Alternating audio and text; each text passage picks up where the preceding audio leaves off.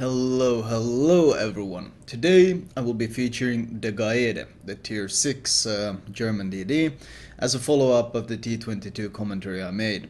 Now usually I would feature tier 8 matchmaking, since that's something you face very commonly, or even tier 7 matchmaking. But I thought that this commentary was not only pretty interesting in the way I use torpedoes, but also I thought this was a very fun game. It was a very fun game to play, so it might be quite a fun game to watch as well. Now, if I sound extremely stuffy, and if you're wondering why I haven't posted any vids in the last couple of days, that's because I have a bit of a cold, and my throat is absolutely blasted. So, we just gonna have to work past that. Podvoisky pops up. You might note that I went close to the island and I used hydro. That's one of the natural advantages that the German DDs have, and one of the things that really stand out about the German line from tier 6 onwards. The fact that you can slot hydro on the destroyer. And on caps like this, where you can get into the cap and into island cover while at the same time hydro on the other side, that is incredibly powerful. This Podvoisky pops up. I start a fire, I break some stuff on him, he damage cons, I get a second fire. I am using the 150mm guns, because, well, these guns are just so much fun to play with.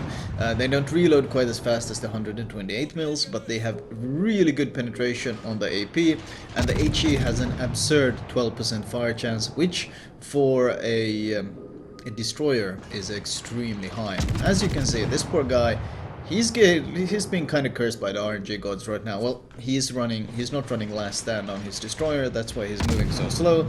So in a way he kind of deserves what he gets. So I just keep shooting him from behind the island. I'm undetected. I do manage to lob a volley over the island and kill him off. And now I'm honestly just gonna park here and see if I can cap this for my team. The carrier dared to drop me though. I don't know if you noticed, but the damn Bogue, he actually dared to left click me. Now he's on my hit list now. The fact that he was scummy enough to come in and left click me means that he's on my hit list now, and we're gonna go kill him. So that's one of the other reasons why I featured this replay. I don't necessarily make what I consider the best tactical decisions in this game. But it's a very fun game. Sometimes you can't be arsed doing what is considered the best tactical decisions, and you just want to have some fun with the ship. And this is one of those cases.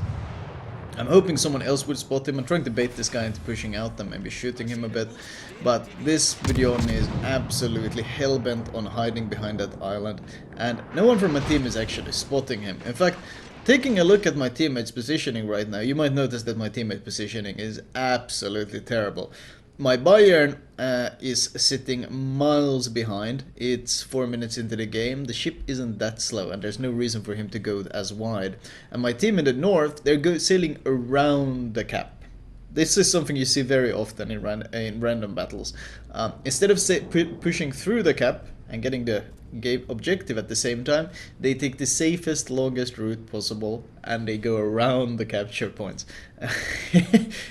It's very common, like even on a cap like that where you can, even on A where you can kind of cap from behind the island, even then they're still playing the extremely safe path. So the smart play here would be to wait for my team behind me to catch up, just sit there and wait for them patiently and then push with my team. But that's so boring. So we're gonna go in. We see a Normandy that's pushing straight through the middle, so our plan is to wreck him. There's a Budionni on my left, but I checked that he's reversing, so I know he will not be able to detect me. The only one who will spot me is the Normandy. Now you note that the white line is actually showing very far to the right. I get spotted, so I instantly launch torps. Now why did I launch the torps anyways? Predictive pathing. What I expect him to do upon seeing me, especially when I turn in, is to turn hard right, which he's doing. Once again, I'm not aiming at the white line, I'm aiming in front of it, because I predict he will continue turning in towards me. So, both those torpedo volleys were not launched at the white line, they were launched based on my own predictions. And the first volley, we do catch a hit on him, cause a flooding, and we get behind the island, so we're now actually in cover, so he can't shoot me. And the next predictive volley also scores a hit on him. And he's absolutely wrecked at this point, and he is flooding Well, is he flooding? Yeah, it looks like he's flooding, and I do get the kill on him as well. And that's something of a theme in this commentary. People very often put too much reliance on that white predictive line. The white line only shows where the torpedoes are going to hit if that ship maintains the exact same course and the exact same speed. If the ship is accelerating, meaning you launch a torps while he's still building towards his top speed, then your torps will land behind him. If he decides to slow down, turn, whatever, then your torps will land in front of him. So the further away the target is, the less you can rely on the white predictive line, because any changes they make will completely throw you off. So, by the way, if you're wondering how I'm able to shoot at this bow, well, at the same time dodging these Cleveland shells by accelerating and slowing down, reversing and so forth. That's how I'm juking his shells. Cleveland has pretty slow shell velocity, so I'm stopping, accelerating, stopping, reversing, and you can see I'm throwing off his aim all the time because his shell travel time is really working against him. The HE on this ship, 150mm, has no issues, of course, citadeling the bow even with HE. The reason I'm not smoking up, even though I'm being shot at by a Cleveland, is because this is the bow that dared to drop me at the start of the game, and as I said, I was going to have my vengeance one way or another, and I am raining down citadels. Now I just need a fire on him, so I'm waiting patiently for that fire. I'm pushing towards the Koenig that's below me. We do get the fire, and that means it's time to smoke up. The way you shoot without looking at something is, after you've locked in your target with your crosshairs, you hold down the right click. Oh, you see, once again, I expect him to accelerate and I expect him to turn away to the left. So I don't aim where the white line is with the torpedoes this time either. I aim ahead of it because I know he's turning away, which means he will create more distance, which will mean it will take longer for my troops to reach him, which means I have to take a larger lead. I also expect him to be accelerating, which once again means I have to aim further in front of him because, well, he will create more distance than the game predicts he will. So I got my torps out on the Koenig, no point shooting at him anymore. The problem is of course the Cleveland, and I'm using this incredible fire chance to my advantage, and of course the fact that he is so angled. My torps launched on the white line are perfect, they catch him right in the middle of his ship, and I get 3 hits and a devastating strike. The Cleveland damage cons the first fire, I start the second one. He is turning, so I shoot one last volley of HE, then I switch to AP. Now what's important to note is, on higher tiers and sometimes on the lower, very rarely though, you can use AP against DDs. But in the Gaede, well, you saw that was a cruiser at 5-6 kilometers. I shot him right in the middle of his ship and I got 3 overpens. And that's kind of the story right there. Even when shooting a cruiser, you get overpens. You can citadel a lot of cruisers with this AP. Like, you can very consistently citadel multiple cruisers, and that's very strong. But using the AP against the DDs with the 150s is simply not recommended, because, oh, I'm being dropped. If you're being dropped from behind, instantly turn hard either way. That way you put your ship basically across from the bombers, and he'll have a significantly lower chance of hitting you with them. Now, once again, the smart play here would be to play safe, play with my Budionni, play with my Bayern, and absolutely not rush this Fuso down to 5k health. The dumbest move you could possibly make at this point is rushing him. But once again, I chose this game because I was simply having fun this game, and I didn't really bother going for the most sound, the best decision all the time. I simply just wanted to push in and have some fun. Sadly, the planes are perma-spotting me, so having some fun is becoming a bit of an issue. Because, well, he's quite clearly aiming at me after killing the Budionni. See, white line is showing right next to him. But I don't think he's gonna go there. I'm shooting ahead of the white line.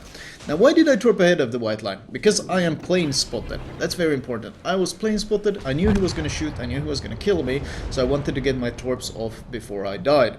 But I was plane spotted, so I knew he would see my torpedoes being launched. So upon seeing them, if you're sitting still in a battleship and you see torps being launched away, you assume the torps are launched exactly where you're sitting at. So I knew he was going to accelerate. And that's in fact exactly what he did. So that's why I launched the torps in front of him, because I knew he would see the torps and his reaction would be, oh crap, he's launched them at me, I need to accelerate to dodge. But instead of accelerating to dodge, he's actually accelerating to eat them. And he notices it too late, he tries to turn away, he overturns because of that, and one of the torps actually catch him and break his engine. The carrier is also maybe coming in for a drop, I don't know. Regardless though, One of the main key points to take away from this entire commentary was that not a single time did I launch my torpedoes at the white line. And that's something a lot of new DD players struggle with. They blindly trust the game's predictive function, and they launch at the white line every single time. The white predictive line is perfect if the ship is unaware you're there and they're kind of just sailing in a straight line. But as soon as there's any sort of maneuvering involved, the white line is guidance, but it's not perfect by any means, and you should not be trusting it.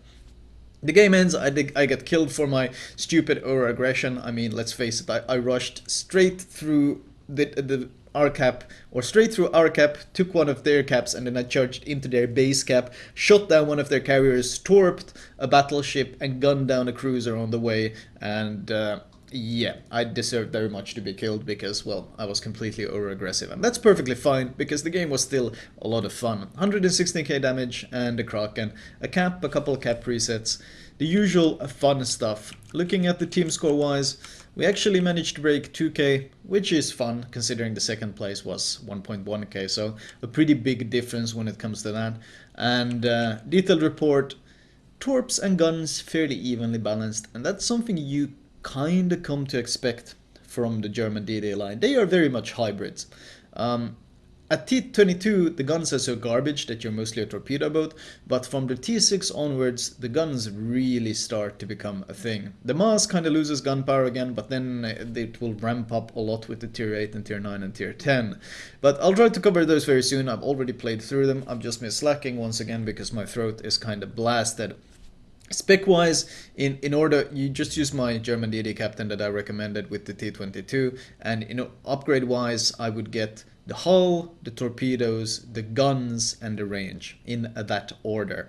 I will go further into the captain once again when I cover the Tier 7 and the Tier 8. I don't think there's any point covering the captain every time I make a German DD commentary, since I'm basically leveling the same captain still, since I have to level him from scratch, since, well, it's on the Russian server and it's a completely new run.